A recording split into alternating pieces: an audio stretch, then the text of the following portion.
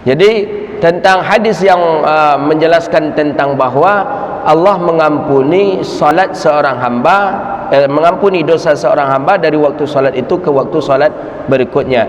Jadi apakah itu dengan awal waktu kah, setiap awal waktu salat kah, atau ketika dia setiap dia berwuduk memperbaguskan wuduknya walaupun dia salat di penghujung waktu? Ya, walaupun dia salat di penghujung waktu, karena dia musafir. Ini tidak dengan dalam keadaan disengaja ya, karena dia salat di penghujung waktu ini karena ada uzur umpamanya.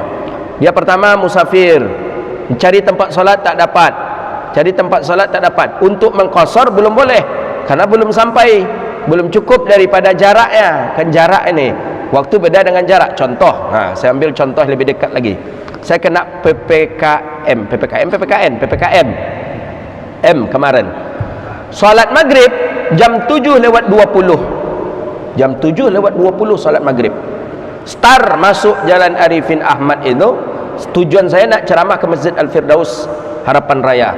Masuk saya Jalan Arifin Ahmad itu jam 5.35. 5.35. Berjalan. Menjelang simpang paus itu, sebelum masuk paus, ternyata itu sudah macet. Padat sekali. Padat. Macetnya tak bergerak. Nak putar ke kanan tak bisa, nak putar ke kiri tak bisa. Berangsur sedikit. Baru keluar dari Arifin Ahmad diizinkan masuk ke Sudirman tu sudah jam 7:10. Masjid belum ada, cari masjid lagi, putar. Karena ke sini tutup, putar lagi. Pokoknya salat saya ketika itu maghrib jam 7:20.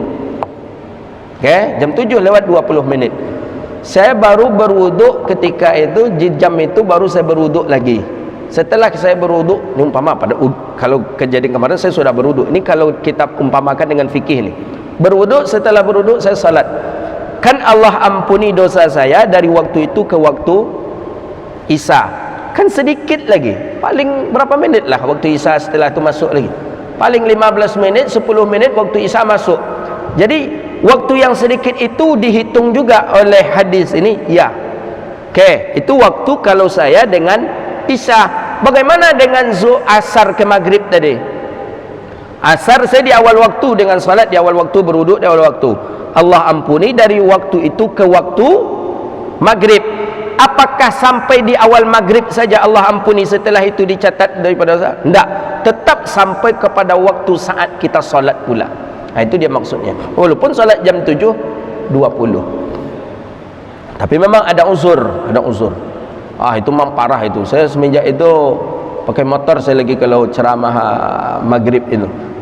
Luar biasa, berapa lama saya macet itu. Jam 7:20 baru salat maghrib. Tanggunglah dosa dek kalian. Kepada sebenarnya lancar saja itu. Tapi dek gara di stop maghrib 7:20. 7:20 bagaimana masuk ke Sudirman itu baru jam 7:10. Jadi seperti itu dia. Jadi yang ditengok itu adalah daripada waktu salat kepada saat dia akan melaksanakan salat. Jadi tidak mesti patokannya di awal waktu.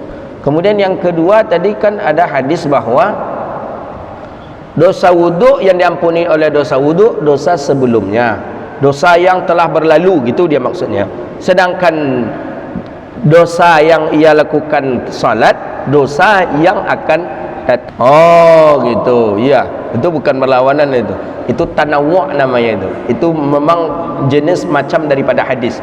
Yang hadis satu Nabi mengatakan mengampuni dosa dari wuduk, dari salat fardu ke fardu berikutnya. Dalam satu hadis diampuni dosa yang telah berlalu. Itu jenis macam daripada hadis. Memang banyak macam-macamnya itu. Kalau kita buka kitab-kitab hadis, hampir seluruhnya hadis Nabi itu ada yang seperti itu. Nabi berbekam dalam Ramadan. Kemudian Nabi mengatakan man ihtajama fi nahar man ihtajama batalat saumahu.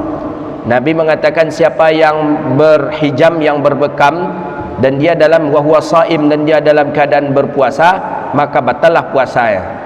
Kemudian muncul lagi satu hadis dengan perawi yang berbeda, periwayat yang beda.